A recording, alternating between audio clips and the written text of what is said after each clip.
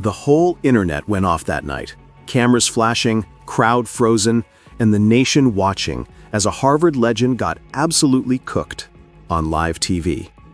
You ever see someone so confident one second and then completely lost the next? Yeah, that was Alan Dershowitz. The man had argued before the Supreme Court, advised presidents, and lectured America for decades about the Constitution. But right here, right now, he was caught lacking by Congresswoman Jasmine Crockett. The CNN lights were blinding, the kind that make every bead of sweat count. The studio felt like a courtroom, and the air was thick enough to cut with a knife. The moderators leaned in, the audience went silent, and then boom, the moment hit. Alan's mouth hung open, eyes darting, trying to find words that just weren't coming. You could hear the tension vibrating through the room like static before a storm. Twitter was about to have a field day, but inside that studio, you could feel something historic unfold. This wasn't your typical political back and forth. Nah, this was a generational face-off. The old guard versus the new wave. On one side, the 85-year-old Harvard professor, sharp suit, silver hair, that I've seen it all attitude. On the other, Jasmine Crockett. Young, fierce, laser-focused. That energy that says, don't play with me. It started like any regular debate. Dershowitz was in his zone, tossing out $50 legal terms like confetti, talking about executive authority, separation of powers, and constitutional immunity. The audience nodded along like they were in law school. And for a minute, it looked like he owned the room. But here's the thing. Crockett wasn't just listening. She was studying him, tracking every word, every contradiction, waiting for her shot. The camera zoomed in on her face. Calm, confident. Almost like she knew what was about to happen. That half smile she gave, yeah, that was the calm before the storm. You could see it in her eyes. She wasn't here to trade talking points. She was here to drop receipts. And then it happened. Dershowitz wrapped up one of his long monologues about how no one understands constitutional law like he does, waving his hands like a man giving a masterclass. The audience gave polite applause, and he leaned back in his chair like a man who just scored another win. But Jasmine didn't clap. She just leaned forward, picked up her mic, and locked eyes with him. That's when the temperature in the room dropped. You could feel every person lean in. Even the cameraman stopped breathing. Crockett's voice cut through the silence like a blade. Calm, precise. Professor, you say you've been consistent on presidential immunity, but in 1998, you argued that if a president committed murder, immunity wouldn't apply. Then, in 2020, you said a president couldn't be impeached if he believed his actions were in the national interest, even if it helped his re-election. So tell me, how do those two positions line up? Bang. The shot landed. Alan blinked, then blinked again. His mouth opened, but nothing came out. The man who'd made a career out of always having the perfect answer suddenly had none. You could hear the audience gasp, a ripple of disbelief rolling through the studio. In that instant, you could almost hear America pause. The Harvard professor, the constitutional titan, was speechless. Crockett didn't raise her voice. She didn't gloat. She just waited. Calm. Still. Like a prosecutor who already knew the verdict. Alan tried to talk. That's a distortion, he stammered, searching for footing that wasn't there. Crockett didn't blink. She had the receipts. Every quote, every contradiction. He was boxed in, and the cameras were catching every second of it. From the control room, CNN producers were whispering, "We're witnessing history." And they were right. This wasn't just a political moment. It was the kind of live TV meltdown that would echo for days, maybe years. Because here's the truth. Crockett didn't just challenge a Harvard law giant. She cracked the very foundation of his public image. For decades, Dershowitz had built a brand on consistency and principle. But now, live in front of millions, that image was falling apart in real time. The audience didn't know whether to clap or sit in shock. Some looked around, others just stared. The moderator tried to step in, but even they could tell. This wasn't their moment to interrupt. Dershowitz shuffled in his seat, trying to recover. "Context matters, Congresswoman," he finally muttered, but it was too late. The internet doesn't care about context.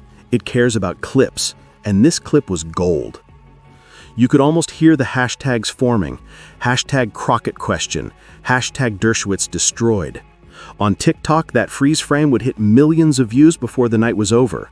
On X, people would call it the Crockett clapback. And on YouTube, channels across the spectrum would upload it with titles like "Crockett ends Dershowitz's career in 45 seconds." But in that exact second, before the memes, before the headlines, what made it powerful wasn't the silence.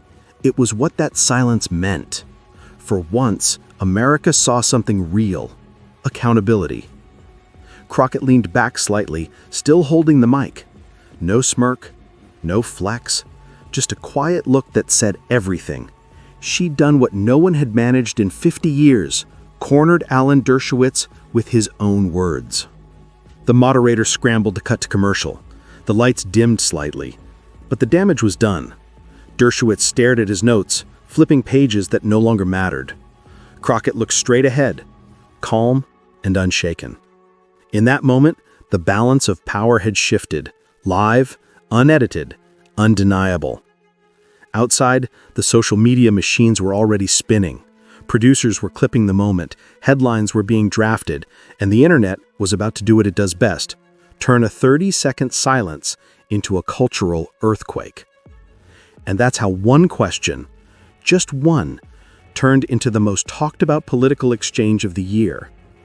But what most people don't know is this: that question wasn't random. It was planned, calculated. Weeks of prep went into it, and it wasn't luck that Alan froze. It was strategy. Because while everyone was watching the debate, Jasmine Crockett was setting a trap so clean, so perfectly timed, that even a Harvard professor didn't see it coming. And that's where things get really wild. Because the moment she asked that question, she wasn't just debating a man, she was rewriting the rules of political accountability on live TV. And if you think that one question was powerful, wait till you see how she set it up. The lights hit different that night. You could feel it from the first camera pan. Something about the air in that CNN studio just screamed tension. It wasn't just another roundtable debate. Nah, this was a generational showdown about to go viral. Two completely different worlds about to collide, and neither of them planned on backing down. Alan Dershowitz walked in like he owned the place. Suit crisp, posture straight, that old school, "I've been running this game since before you were born" kind of vibe. Jasmine Crockett walked in like a storm, calm, confident, and carrying that quiet fire that says, "I don't care who you are, I came to make my point." The camera caught them both in frame. One man built on legacy, one woman built on momentum. The contrast was cinematic. Alan's every move screamed experience, but also ego. You could see it in how he adjusted his tie before every question, or how he leaned back like he was teaching a class. The man had spent decades being called professor, and it showed. On the other hand, Crockett's energy was completely different. She didn't need the spotlight. She was the spotlight. Every word, every look, every pause felt intentional. The set itself looked sleek. LED panels glowing red and blue, the CNN logo spinning slow behind them, cameras zooming in tight like they could smell the drama coming. Even the moderator looked like he knew something explosive was about to go down. You could sense that hush right before a thunderstorm, the one that makes people lean forward, waiting for the first strike. Alan started off smooth, almost too smooth. He had that old lawyer rhythm, the kind that fills time without saying much. "The Constitution must protect executive decision-making," he said, with the calm of someone who's given that line 100 times before. The audience nodded. A few people scribbled notes. Crockett just stared at him. No emotion, no reaction. Her stillness said more than words ever could. You could tell she wasn't just hearing him. She was studying him. Every inflection, every word, every contradiction. She already knew where this was headed. Alan just didn't. He thought he was about to deliver another lecture. She was about to rewrite the script. When the moderator turned to her, she didn't rush in. She let the silence hang. That's the kind of move only confident people make, the ones who know they don't have to fight for the mic because the room already belongs to them. Then, she started talking. Slow, deliberate, like someone building a case brick by brick. "I respect the professor," she began, voice calm, but sharp. "But consistency matters when we talk about law." You could feel the tension rise instantly. That's when Alan's smile cracked just a little. He wasn't expecting pushback wrapped in poise. This wasn't a shouting match. It was strategy. Crockett was surgical. Alan was classic. Too classic. He came from a time when you could dominate a debate by out-talking your opponent. But this was 2025, and the internet doesn't reward who talks more. It rewards who lands the hardest hit. Alan leaned in, interrupting, trying to regain control. "With all due respect, Congresswoman, you're misunderstanding." But Crockett didn't flinch. She tilted her head slightly, like she'd seen this play before. "I'm quoting you, Professor," and boom, you could almost hear the producers in the control room whispering, "She's got him." The difference between them was generational. Alan came from a world where debates were about reputation. Crockett was from a world where debates were about receipts. He relied on his name. She relied on the facts. And in the age of viral clips, facts hit harder than credentials. As the back and forth continued, you could see the audience shift. The older viewers were nodding along with Dershowitz, but the younger ones, they were glued to Crockett. She was the new face of fire. No theatrics, no cheap shots, just pure precision. Her words hit like timestamps. Her tone stayed cool as ice. Alan tried to double down, bringing up legal tradition and precedent, but every time he did, Crockett's counter sliced through like glass. He was playing chess. She was playing 4D poker. And what he didn't realize was that every statement he made was giving her ammo for later. He still thought this was a regular debate, that his experience alone would carry him through. He didn't get it yet. This wasn't just a clash of ideas. It was a cultural shift, a live demonstration of what happens when the next generation refuses to bow to the old one. Crockett wasn't rude, but she wasn't deferential either. That balance made her dangerous. Every time she spoke, the camera caught Alan blinking just a bit too much, his body leaning back like he was bracing for impact. She was unshaken, grounded, steady. He was starting to look rattled. The energy in the room started changing. It's hard to describe, but you could feel the audience turning, like they realized this wasn't just TV, this was history in real time. One generation trying to hold the line, another tearing it down with logic and confidence. Even the hosts knew it. The moderator kept glancing between them like, is this still a debate or a masterclass in composure? You could see Alan tapping his pen, a small tick he always did when he was uncomfortable. Crockett noticed it too. She didn't need to say anything. The silence said enough. And right then, it hit. That invisible moment when power shifts in a room, when the old energy gives way to the new. It wasn't loud, it wasn't flashy, but it was undeniable. Alan was still talking, still holding on to his rhythm, but no one was really listening anymore, because the audience had already picked their winner. Crockett didn't need to raise her voice. She had already taken control by simply being sharper, calmer, and more in tune with the times. The camera caught a tight shot of her, composed, unbothered, and locked in. Alan finished his point, looked over expecting a rebuttal, maybe even respect. What he got instead was a look that said, "You really think I didn't do my homework?" That was the moment. The exact second the internet would later slow down, replay, and caption. It wasn't the words, it was the vibe. The student outclassing the professor. The future humbling the past. And while it still looked like a civil conversation on the surface, anyone who's been in a real debate knew exactly what was going on. The trap was forming, quietly, right in front of him. Because Crockett wasn't debating to win that night, she was setting the board, piece by piece, line by line, waiting for him to make one more mistake. And when he did, the entire country would see it. But for now, the tension was electric. The audience didn't blink. The moderator smiled awkwardly, trying to steer things. Alan straightened his papers, forcing a grin, and Crockett just waited, eyes steady, patience locked in. It looked like just another segment, but underneath, something way bigger was brewing, something that was about to flip the narrative completely. And that's when the voiceover fades, the lights dimly slightly, and we realize this wasn't a routine debate after all. It was the calm before Crockett switched gears and changed everything. The second that camera light hit, you could tell Alan Dershowitz was in his element. Dude was talking like the Constitution had his name watermarked across it. Every sentence sounded like a closing argument. Every gesture screamed, "I've been doing this since before you were born." He was cruising, smooth, polished, full of that Harvard confidence that always plays well on cable TV. The man wasn't just explaining presidential immunity, he was performing it. You could tell he thought he was giving a masterclass. The crowd leaned in like they were in church. Even the moderator looked like a student in awe. Dershowitz had the rhythm, that slow and steady pace old-school debaters use when they know they've got the room under control. He was talking about how the president must be free to make decisions without fear of political persecution. He dropped big legal words, the kind that sound untouchable, and half the viewers at home probably nodded without even understanding them. But across from him, Jasmine Crockett wasn't nodding. She wasn't blinking. She was listening, too quietly.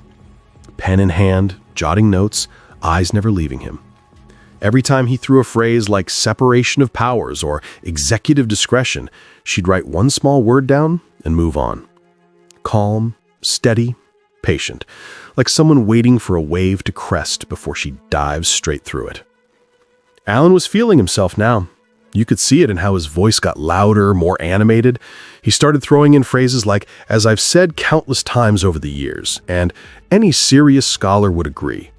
The man was flexing decades of legal muscle, and the studio let him. CNN's camera operators knew what they were capturing, the legend in his comfort zone.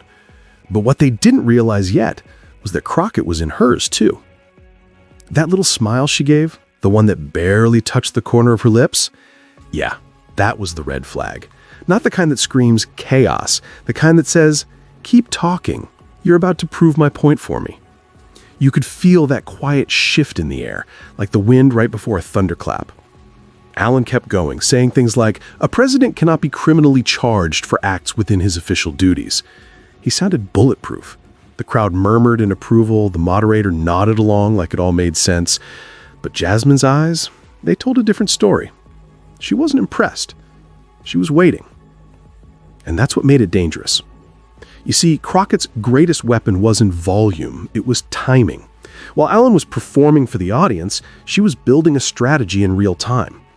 Every time he spoke about immunity, she was lining up the contradiction he didn't know he was walking into. The producers probably thought she was zoning out. Nope, she was setting up an ambush. Alan leaned back a little, smiled to himself, and said, "It's a slippery slope when we allow political prosecutions to threaten presidential decision-making." He loved the sound of that line, the kind of phrase that would make the evening news and get him a few retweets. He paused for effect. He always paused for effect, expecting applause or at least a nod. Crockett didn't move. She just tapped her pen on the notepad once, quietly. That's it. One tap. That tiny sound was louder than anything he'd said all night, because that's the tap of someone who's already figured you out. Now, if you looked closely, you'd notice something else too. Dershowitz's tone started to shift, subtly. He could sense she was unbothered. The rhythm of his voice got a little faster. He was trying to fill the silence she'd left open. Silence. That's where she lived. He threw in another line. "If we start criminalizing policy decisions, every future president will be paralyzed by fear." Still, nothing from her. Just that faint smirk again, that almost invisible, "You done yet?" expression. That's when the tension started building. Not loud, not messy, quiet tension, the kind that makes your stomach tighten even though no one's raised their voice. The audience couldn't put their finger on it, but they knew something was shifting. The moderator tried to move things along, but Alan waved it off, wanting to finish his point. He leaned in, hands gesturing wide. We cannot allow political vendettas to destroy the executive branch. The crowd nodded again. Classic Dershowitz, bold, confident, textbook charisma. But Crockett just tilted her head slightly. That's all. A tilt.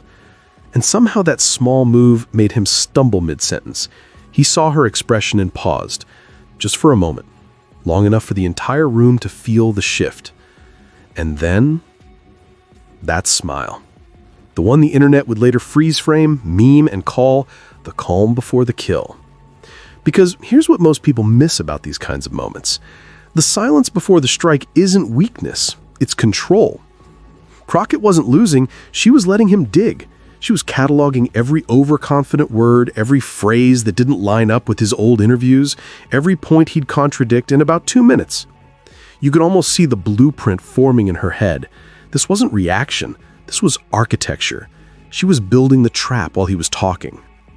And Alan? He was too deep in his performance to notice. He went on a tangent about the sanctity of presidential judgment, referencing historical cases, quoting the founders like he had them on speed dial. You could tell he was proud of this moment, decades of scholarship distilled into one perfect televised lecture. But what happens when the student knows the textbook better than the teacher? The audience clapped politely. Alan smiled, adjusting his glasses.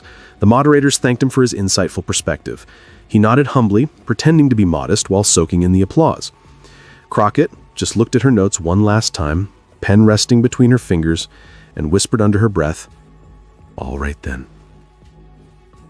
Nobody caught it in the moment, but that was the switch.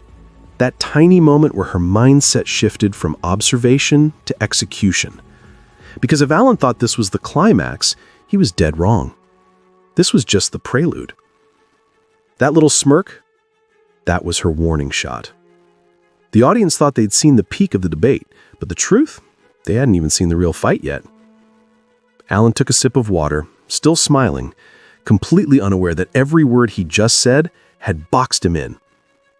The storm was forming, quiet, strategic, and inevitable. Crockett had all she needed: his 1998 argument, his 2020 statement, his quotes on executive power. It was all sitting right there in her notes, perfectly aligned like dominoes. And once she tipped the first one, the rest would fall faster than he could catch them. But for now, she stayed still, cool, composed, no rush. The audience saw patience. What they didn't see was precision. Alan leaned back a little, smiled, thinking he'd just won the segment. The producer started prepping to cut to the next question, but Jasmine wasn't done. She leaned forward just a little, enough for the mic to catch the sound of her pen dropping onto the table. The room went silent again. Alan looked over. She smiled. That same quiet, deadly smile. And that's when you realize this wasn't just calm, it was calculation. She had let him talk himself into a corner, and she was about to light the match. The camera panned in close, that slow zoom networks love when something big is about to happen.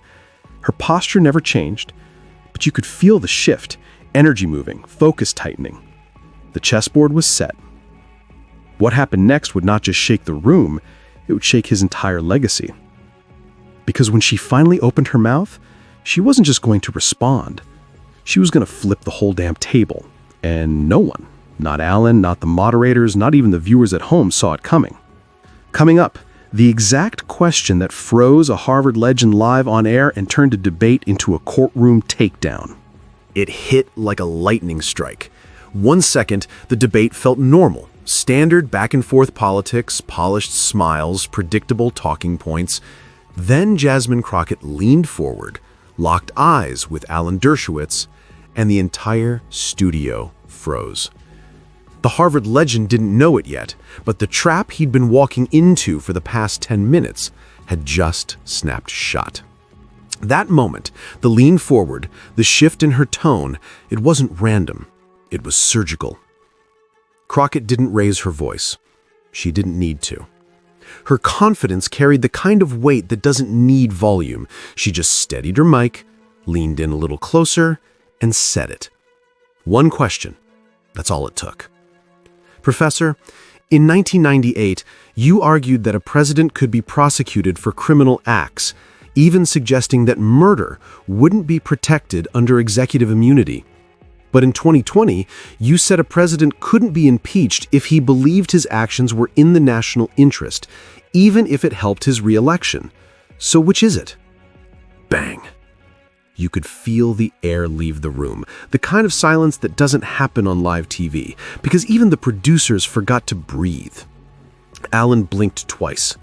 His fingers twitched on the table. He leaned toward the mic like his brain was buffering. For a man who built his reputation on having an answer for everything, he suddenly had nothing. Not a sound, not a word.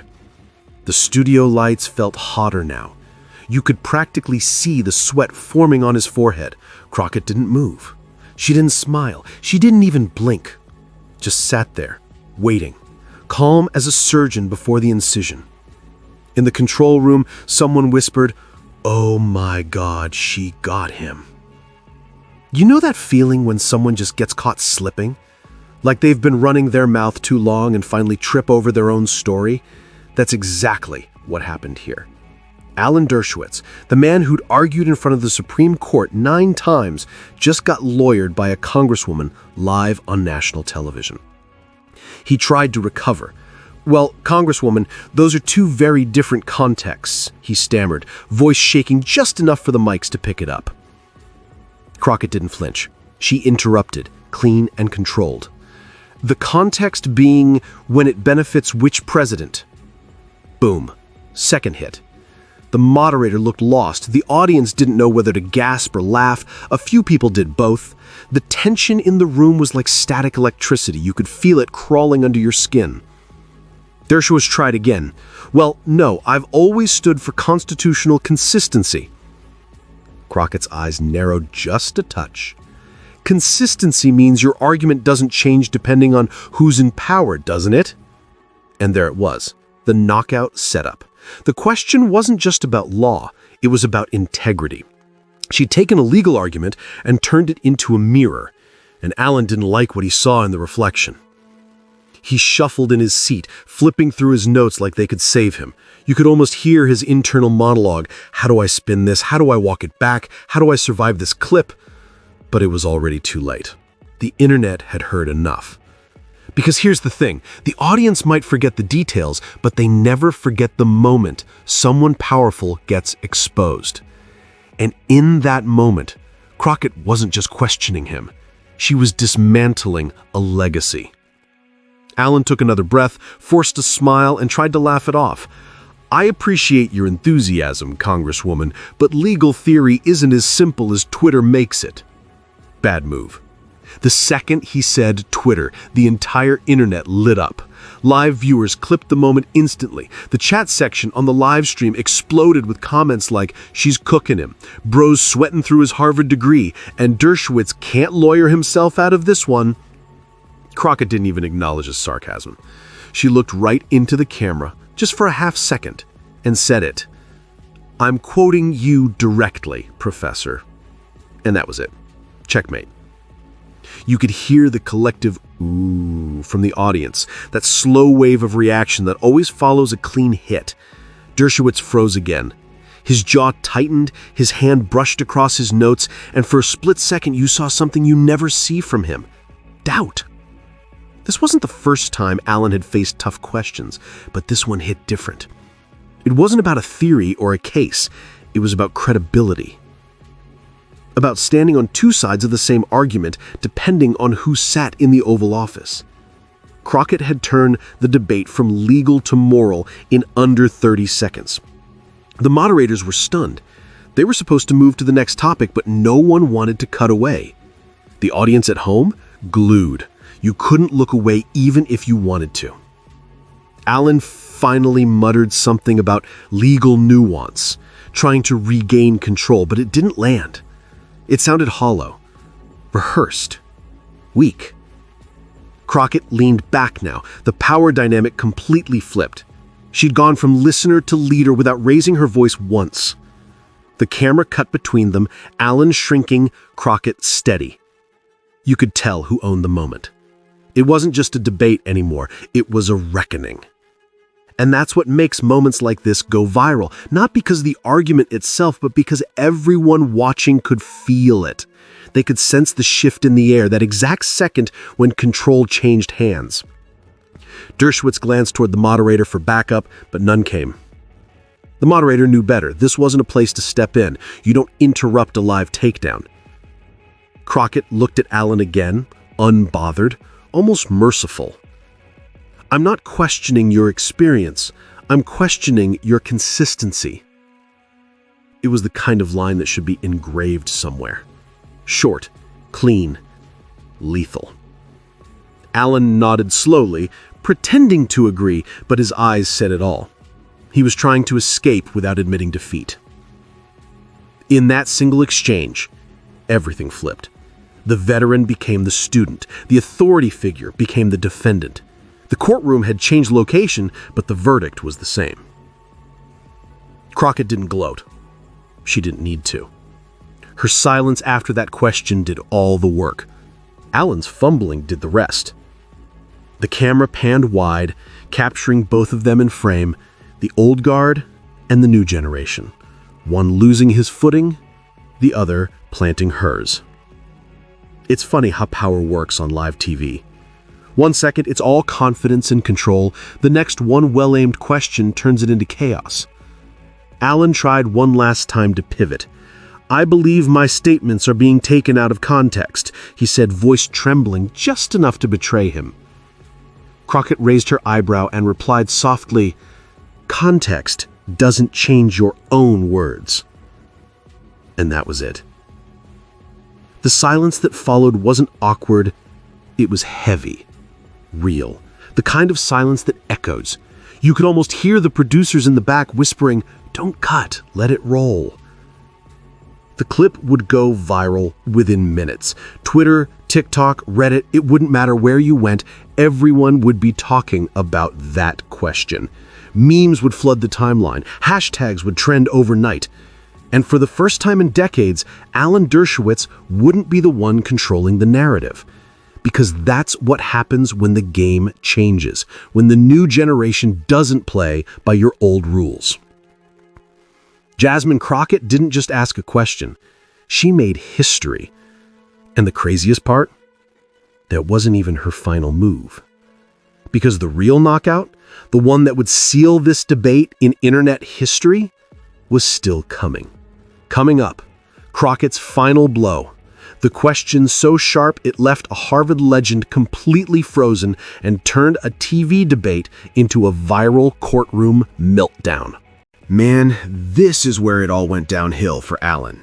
Straight up, this wasn't just a debate anymore. This was a slow-motion car crash on live TV, and everyone was watching it happen in real time. The man who once walked the halls of Harvard like a legend, who used to dominate courtrooms with his silver tongue, was now stuttering on national television, trying to glue his argument back together with excuses that didn't stick. You could feel the panic behind his eyes, that oh damn moment when he realized Jasmine Crockett wasn't here to debate, she was here to expose. The second he tried to recover, you could hear it in his voice, shaky, unsure, every word landing like a half-baked excuse. Well, Congresswoman, if you look at the broader constitutional context, he began, but before he could finish, Crockett hit him with the first receipt. Word for word, his own quote, straight from a 1998 interview printed on screen. It read, "A president can absolutely be prosecuted if he commits a crime while in office. No man is above the law." Boom. You could practically hear the studio air pressure change. Alan froze. He blinked, tried to smile it off, but Crockett wasn't smiling. She hit him again, another quote, this time from 2020. The president cannot be impeached or prosecuted for actions he believes serve the national interest.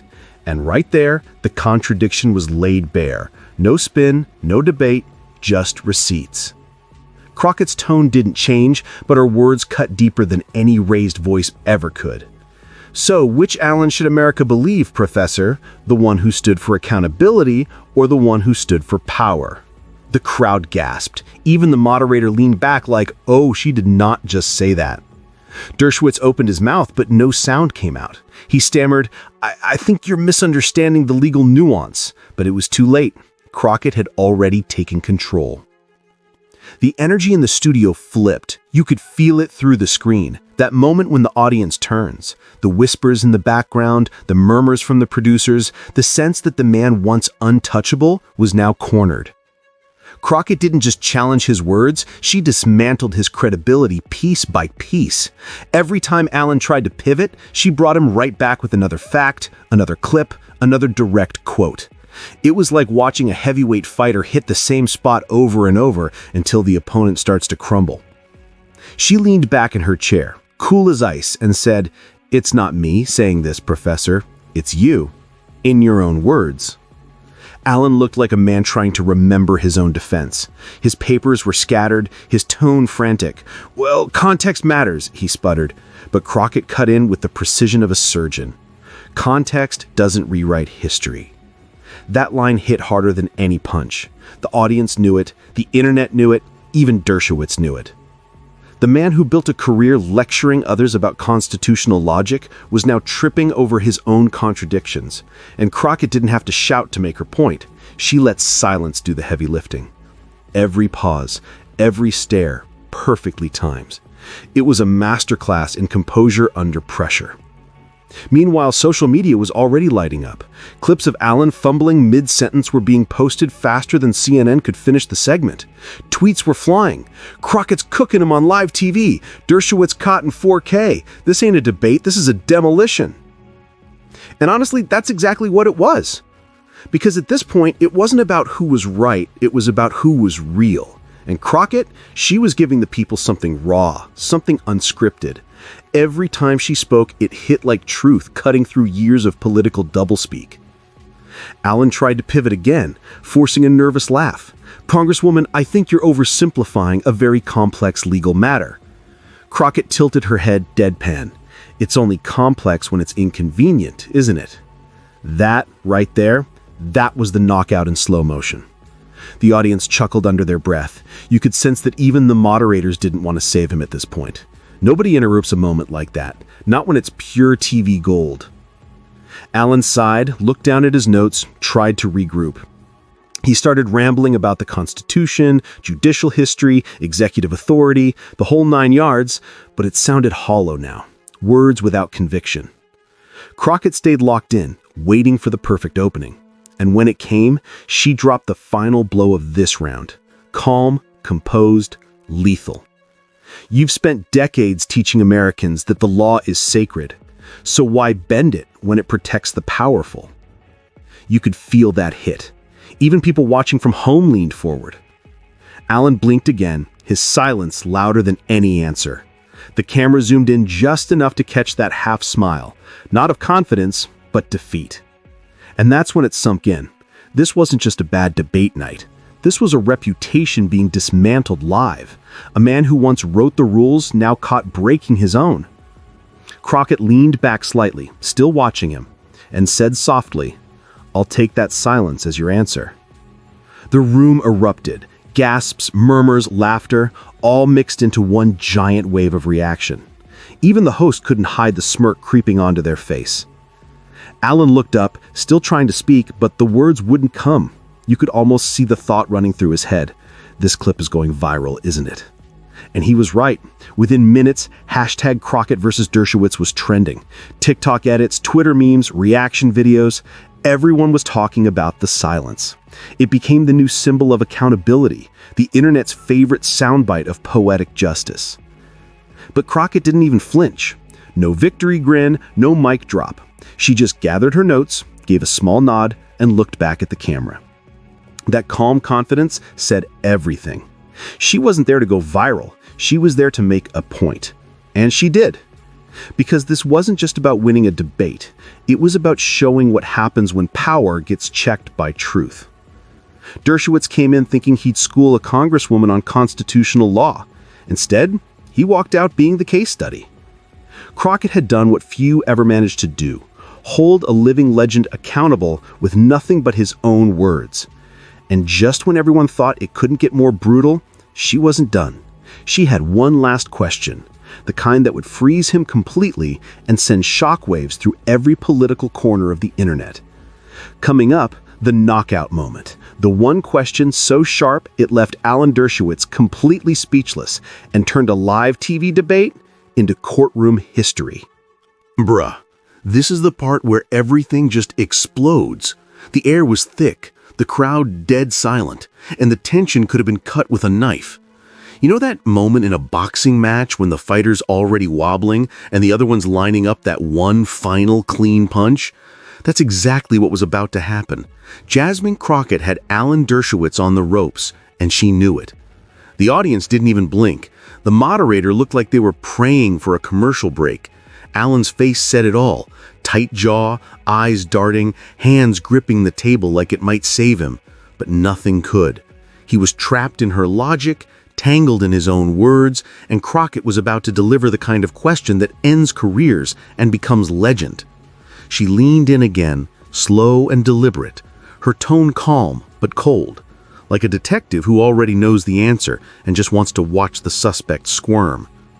"So under your logic, Professor," she said, "if a president shot someone on Fifth Avenue because he believed it was in the national interest, you're saying that's protected?"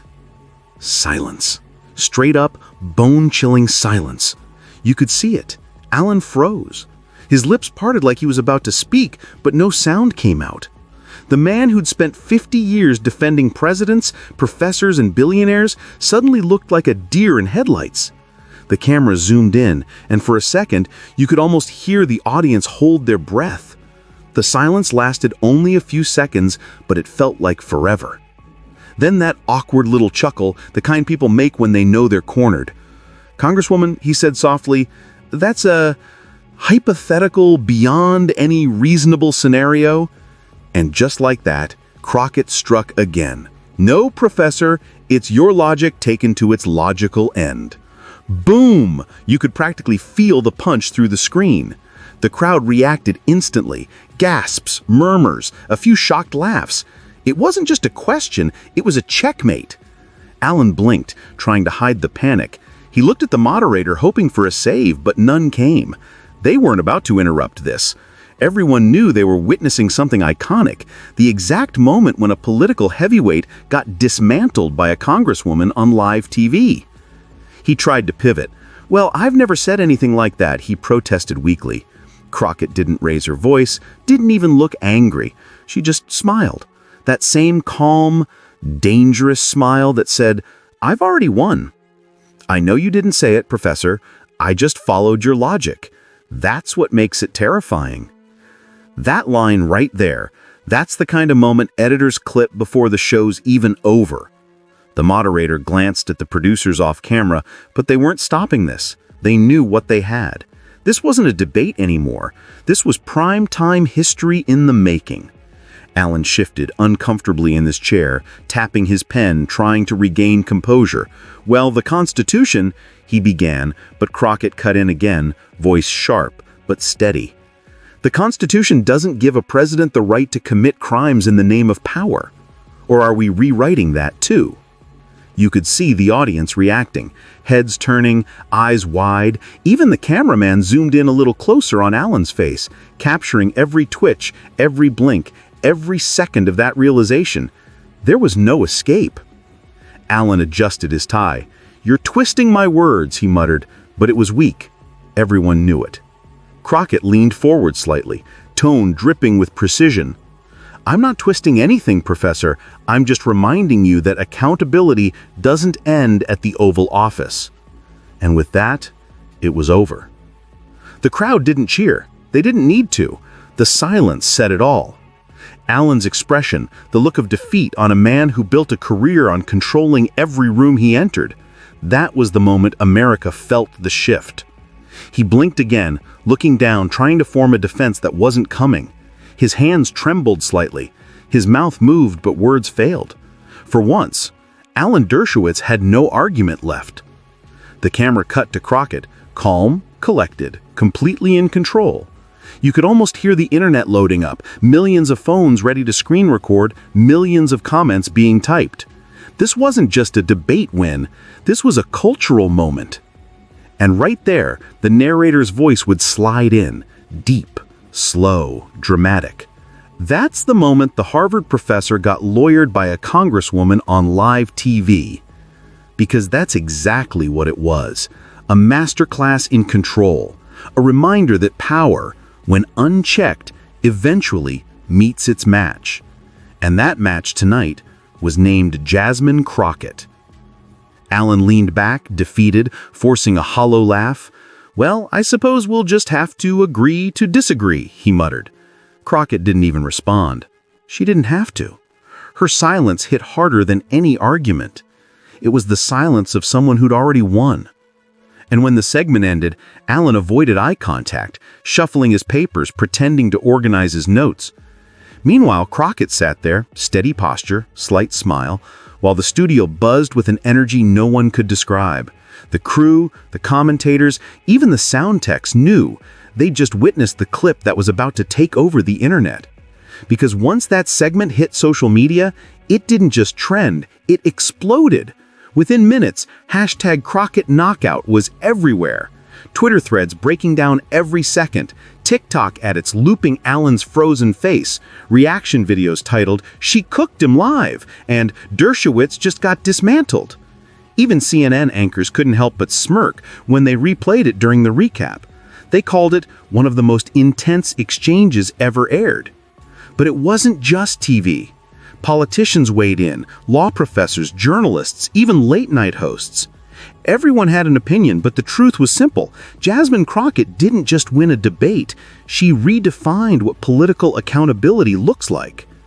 Alan's reputation, that unshakable armor of intellect and confidence, suddenly looked human, flawed, cracked. And Crockett, she walked out of that studio like a storm that had just passed, leaving behind the wreckage of outdated arrogance. By the time the clip hit 10 million views, even Alan's defenders were struggling to spin it. There's no arguing with silence, no talking your way out of a question you refused to answer. And here's the craziest part. Crockett didn't celebrate. She didn't post about it. She didn't brag. When reporters asked her about it later, she just said, "I wasn't trying to embarrass him. I was trying to make a point." That's what made it hit even harder. No showboating, no theatrics, just truth. Plain and sharp. And that's what separates a viral clip from a viral legacy. Because sometimes the loudest moment in television isn't the shouting match. It's the silence that follows a perfect question. And that silence, that frozen expression on Alan's face, became a symbol. The exact second when power met accountability and the old rules finally cracked. Up next, what happened after the clip went viral?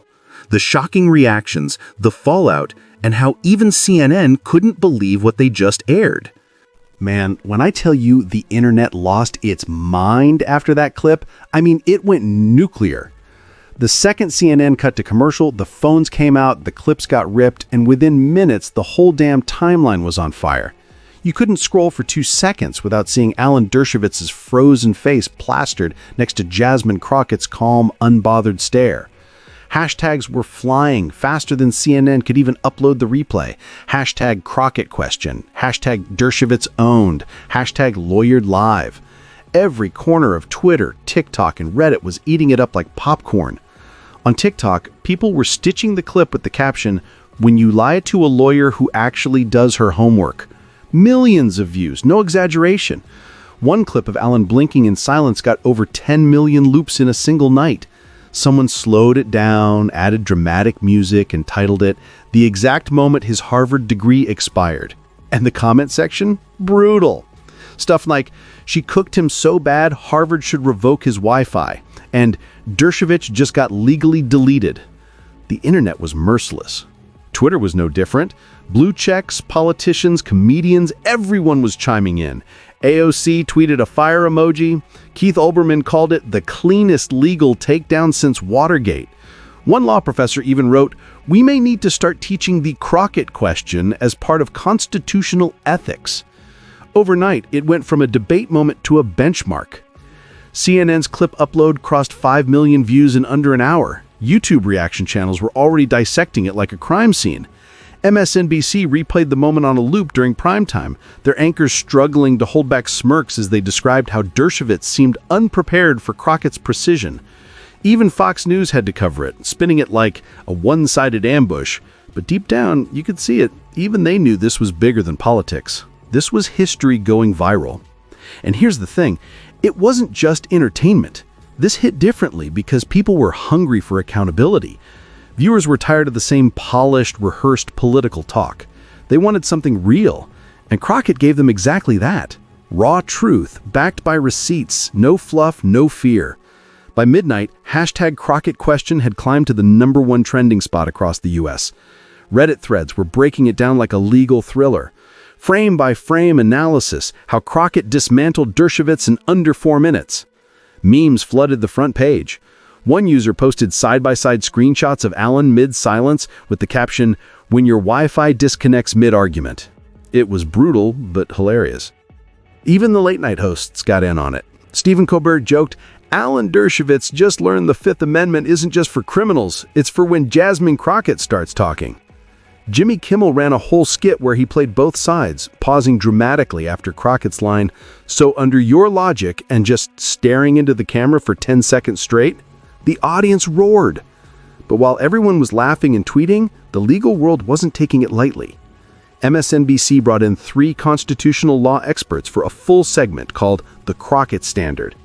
They broke it down frame by frame, showing how Crockett's single question cornered Dershowitz into admitting that his own arguments contradicted themselves. They debated whether her question would now become a test for political consistency. Can your defense survive the Crockett question? Over on Fox News, the mood was way different. They were scrambling. One commentator said, "This is exactly why Democrats script these moments. They want the soundbite." But even their viewers weren't buying it. The live chat under the YouTube stream was flooded with comments like, "Nah, she just knew her stuff, and you can't spin getting cooked that bad." By morning, it was everywhere. The New York Times ran a headline, "Crockett Question Goes Viral. One clip redefines political debate culture." MSNBC aired the moment that shook the room for a follow-up segment. Even Harvard Law alumni were weighing in on social media.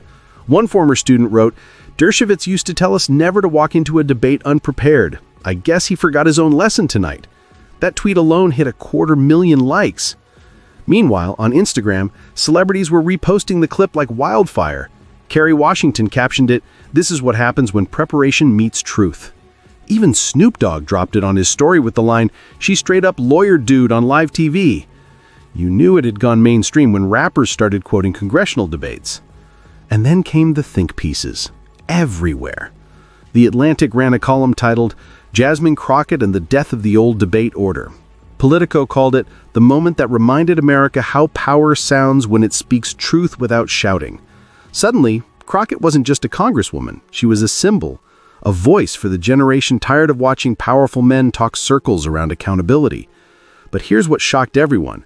While her name was blowing up, Jasmine Crockett stayed silent. No interviews, no victory posts, no gloating. When reporters chased her down the next morning, she just said, "It wasn't about the moment, it was about the message." That humility only made the internet love her more. People started calling it the Crockett effect, the mix of composure, confidence, and conviction that makes truth hit harder than any headline. Meanwhile, Alan tried to recover. He went on a morning show the next day trying to explain himself, but it didn't land. "I was misinterpreted," he said. "The clip was taken out of context." But the hosts weren't buying it. One of them even asked, "So what's the right context for contradicting yourself on live TV?" Alan chuckled nervously, but you could see it. That spark he used to have in interviews was gone. The internet had already made up its mind. Clips of that apology interview got memed too. People captioned it, "When the PR team says just smile and pretend you meant it." The damage was done. Dershowitz's credibility had taken a hit that no amount of spin could fix. Meanwhile, back online, people were celebrating the moment for what it really was, not just a viral clash, but a shift, a turning point, a reminder that truth still wins even in a world full of sound bites and spin. It wasn't about left or right, it was about facts versus excuses. And Crockett's calm, surgical precision had cut through decades of overcomplicated politics like a blade through butter. By the end of the week, The clip had passed 50 million views across platforms. News outlets called it the takedown heard across America. And even in classrooms, professors started referencing it when discussing rhetorical ethics. The Crockett Standard wasn't just a meme anymore. It was a framework, a new way of measuring accountability in modern politics. And that's when people realized this wasn't just viral. It was historic. Because every once in a while, there's that one moment that changes the game. That clip didn't just embarrass a man, it empowered a generation. And even though the internet was celebrating, Jasmine Crockett wasn't. She wasn't smiling for the cameras or posting victory quotes. She knew this wasn't just about winning an argument. It was about forcing a conversation America had been avoiding for too long, about consistency, power, and truth. And what came next would prove that point even louder. Up next, the legacy of the Crockett moment. How one question turned into a political standard and forced even Washington to rethink what accountability really means. Yo, real talk. This wasn't just some viral clip anymore. This was culture shift territory. The moment Jasmine Crockett dropped that question, she didn't just check Alan Dershowitz, she rewrote the rules. The internet called it a clapback, the media called it a takedown, but history started calling it something else. The Crockett test. Law schools started sliding it into lectures like it was case law. Professors were pulling up the clip in classrooms, hitting pause right after her question and asking their students, okay, so under your logic, what now? And that's when it hit everyone. This wasn't about TV or politics. This was about principle. Crockett had turned one viral question into a new legal litmus test, a way to check if your argument held up no matter who sat in the Oval Office. And the wild part? It spread fast. Yale, Harvard, Georgetown, every law student knew the clip by heart. They were quoting it in debates, dropping it into essays, calling it the modern Miranda moment. Reporters started referencing it like a shorthand for hypocrisy. When a politician flipped positions, journalists didn't say contradiction anymore. They said, he just failed the Crockett test. Cable networks couldn't get enough. CNN aired a full retrospective, from viral clip to civic lesson. MSNBC called it the moment that forced America to look in the mirror. Even Fox, reluctantly, had to cover how Crockett's viral question has become a political benchmark. Every outlet was forced to acknowledge it because no one could dodge what she exposed. Her quote started circulating like scripture. The rule of law shouldn't change depending on who's in power. It hit harder than a soundbite. It became a moral measuring stick.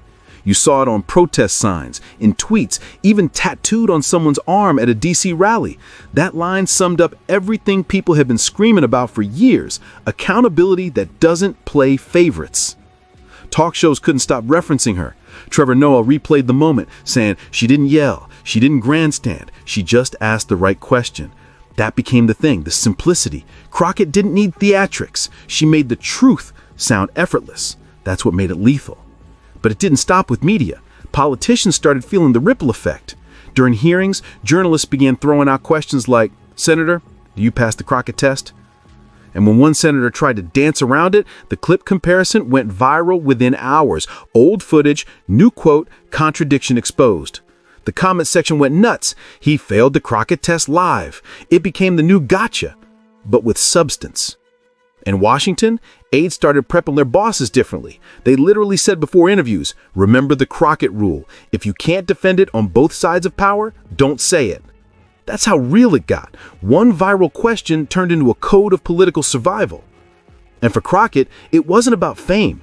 When journalists asked how it felt to have a test named after her, she just smiled and said, if it makes people think twice before twisting the law, then I did my job. That humility, that's what sealed her legend. Universities started holding panels titled The Crockett Standard, Accountability in the Age of Virality. Think about that. A single question asked in a heated TV debate was now an academic principle. A Harvard Law Review article even opened with the line, Congresswoman Jasmine Crockett reminded us that truth doesn't trend, it endures. On the ground, the public was embracing it too. Protesters and student groups held up signs reading, Apply the Crockett test. Political memes turned serious, merging humor with truth. Even TikTok debates started using the phrase, yo, that argument doesn't pass the Crockett test, my guy. It was joke, part warning, but it worked. It kept people honest. And maybe that's the real reason it blew up the way it did, because deep down, America's been starving for that, for someone who doesn't just argue louder, but argues truer. Someone who reminds everyone, from presidents to pundits, that the law isn't a mirror, it's a standard. Crockett gave voice to that craving, and people didn't just hear it, they felt it. Late-night comedians started closing monologues with it. Podcasts built whole episodes dissecting how one woman's question outlived 100 headlines. Even political strategists had to adapt, because the Crockett test wasn't just a phrase, it was a trap door. If you contradicted yourself, the internet would find the clip, splice your own words against you, and stamp it, failed the test. By now, it's not just a moment, it's a movement, a ripple that turned into a wave washing through every corner of political discourse. And the wildest part? Crockett never needed to brag about it. She didn't need a campaign, a PR stunt, or a Netflix documentary. She just needed one question that hit so hard, it became history. And that's exactly what it did. One question, one flash of truth, reshaped the national conversation, turned a viral clip into a civic compass, made America remember that accountability isn't partisan, it's necessary. So yeah, the internet might have started it as a meme, but what Jasmine Crockett created that night, that was legacy. That was the birth of a new moral filter for anyone holding a mic, the seat, or a title. Because when the lights fade and the applause dies down, what really sticks isn't the soundbite. It's the standard, the Crockett test, a question simple enough to fit in a tweet, but strong enough to expose hypocrisy in real time. And that's the beauty of it. She didn't just win an argument. She built a mirror for power to see itself. So if you're watching this right now, if you believe that truth should always outlast spin, then yeah, go ahead and hit that subscribe button, because this isn't just commentary. This is how power gets checked, one question at a time. Fire.